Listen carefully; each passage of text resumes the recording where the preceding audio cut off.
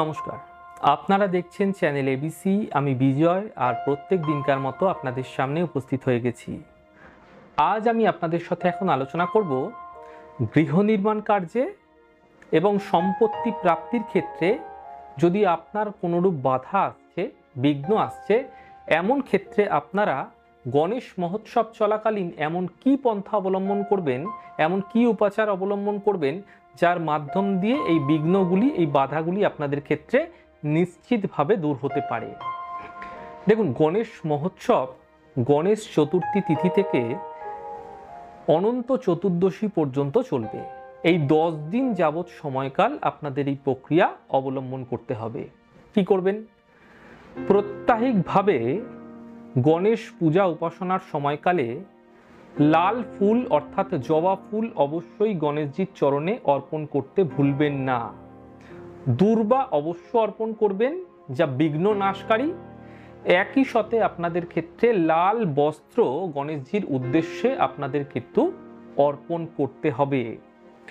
তার উপরে একটি প্রাচীন কোনো তামার মুদ্রা অথবা তামার সিক্কা অথবা তামার গোল চাকতি এমনটি অবশ্য অর্পণ করবেন এবং লাড্ডু ভোগ দ্বারা আপনারা অবশ্যই পূজা উপাসনা করবেন। পূজা উপাসনা সম্পন্ন হওয়ার সময় মন্ত্রের পাঠ করতে ভুলবেন না। মন্ত্র হলো ওম সর্বসৌখ্য প্রদায় নমঃ।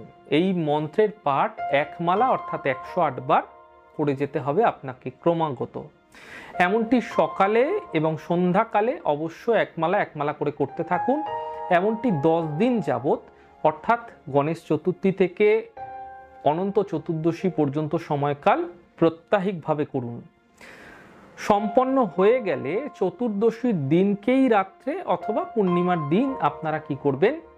সেই যে বস্ত্রের ওপর তামার কয়েনটি রেখেছিলেন, তামার চাকতিটি রেখেছিলেন, সেই তামার চাকতিটিকে সেই বস্ত্র দ্বারা ভালো করে মুড়ে আপনারা আপনাদের লকারে হতে পারে অথবা আপনারা আপনাদের আলমারিতে হতে পারে, কোনো আলাদা জায়গায় আপনারা কিন্তু সেপারেটভাবে রেখে দিন, যেন কারো চোখে যেই জিনিসটি না পড়ে এমনভাবে রাখবেন সেটি যেন কারো পায়ে না লাগে। নিশ্চিতভাবে দেখতে পারবেন আপনার যে গৃহ নির্মাণ কার্যে বিঘ্ন আসছে, সম্পত্তি ক্রয়ের ক্ষেত্রে যে বিঘ্ন আসছে, ফ্ল্যাট জমিভূমি ক্রয়ের ক্ষেত্রে যে বিঘ্ন আসছে, সেগুলি নিশ্চিতভাবে দ্রুত দূর হচ্ছে। এই প্রক্রিয়া আপনাদের ক্ষেত্রে নিশ্চিতভাবে বিশেষ লাভকারী হবে।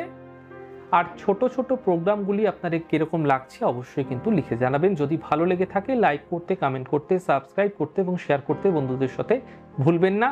অনেক ভালো, সুন্দর, সুস্থ থাকুন। আগামী পর্বে দেখা হবে। নমস্কার।